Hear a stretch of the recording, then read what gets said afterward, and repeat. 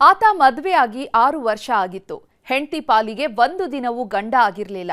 ಹೀಗಾಗಿ ಪತ್ನಿ ತವರು ಸೇರ್ತಿದ್ದಂತೆ ಬೀದಿಲ್ ನಿಂತ್ಕೊಂಡು ಜಗಳ ಶುರು ಮಾಡಿದ್ದ. ಹೀಗಾಗಿ ರಸ್ತೆಯಲ್ಲಿ ಯಾಕೆ ಗಲಾಟೆ ಮಾಡ್ತೀಯಾ, ಮನೆಯೊಳಗೆ ಬಾ ಅಂತಿದ್ದಂತೆ ಮಾವನನ್ನೇ ಕೊಂದು ಹಾಕಿದ್ದಾನೆ. ಸಹೋದರನ ಮಗಳ ವಿಷಯಕ್ಕೆ ತಲೆ ಹಾಕಿದ್ದಕ್ಕೆ ಬಿಟ್ಟು ಹೆಣ, ಬುದ್ಧಿ ಮಾತು ಹೇಳಿದ್ದಕ್ಕೆ ಅಳಿಯನೇ ಆದ ನರಹಂತಕ.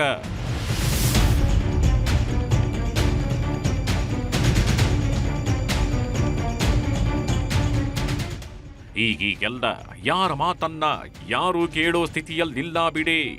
ಹುಟ್ಟಿಸಿದ ತಂದೆ ತಾಯಿ ಮಾತಿಗೆ ಕ್ಯಾರೆ ಅನ್ನಲ್ಲ.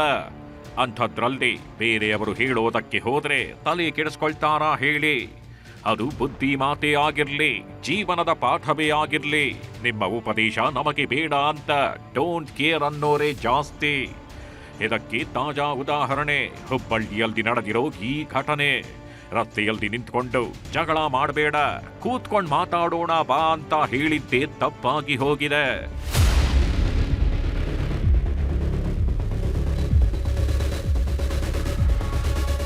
ಈತನ ಹೆಸರು ಅಹಮದ್ ರಜಾಕ್ ಅಂತ.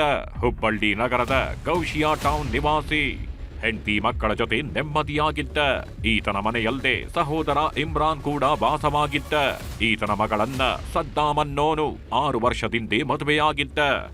ಆದ್ರೆ ಗಂಡ ಹೆಂಡತಿ ಒಂದು ದಿನವೂ ಚೆನ್ನಾಗಿರ್ಲಿಲ್ಲ.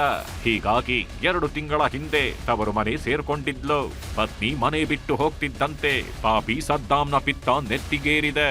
ನಿನ್ನೆ ರಾತ್ರಿ ಹೆಂಡತಿ ಮನೆ ಬಳಿ ಬಂದವ ಗಲಾಟೆ ಮಾಡೋದಕ್ಕೆ ಶುರು ಮಾಡಿದ್ದಾನೆ. ರಸ್ತೆಯಲ್ಲೇ ನಿಂತ್ಕೊಂಡು ಬಾಯಿಗೆ ಬಂದಂತೆ ಬೈತಿದ್ದ. ಇದನ್ನ ನೋಡಿದ ಅಹಮದ್ ತಮ್ಮನ ಮಗಳ ಗಂಡ ಅಂತ ಬುದ್ಧಿ ಹೇಳೋದಕ್ಕೆ ಹೋಗಿದ್ದಾನೆ. ಆಗ್ಲೇ ನೋಡಿ ನಡೆಯಬಾರದ ಘಟನೆ ನಡೆದಿದ್ದು.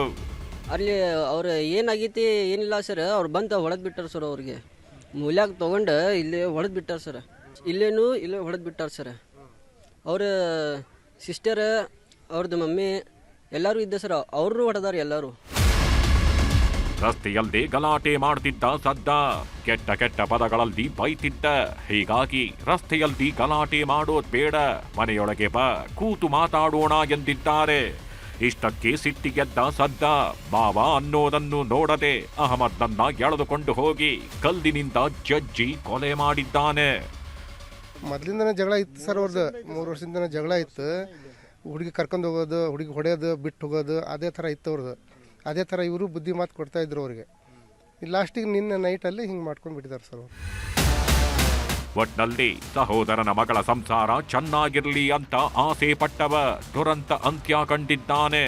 ಪಾಪಿ ಅಳಿಯನ ಅಟ್ಟಹಾಸಕ್ಕೆ ಅಮಾಯಕ ಬೀದಿ ಹೆಣವಾಗಿದ್ದಾನೆ. ಶಿವರಾಮ್ ಅಸುಂಡಿ, ನ್ಯೂಸ್ 18 ಹುಬ್ಬಳ್ಳಿ.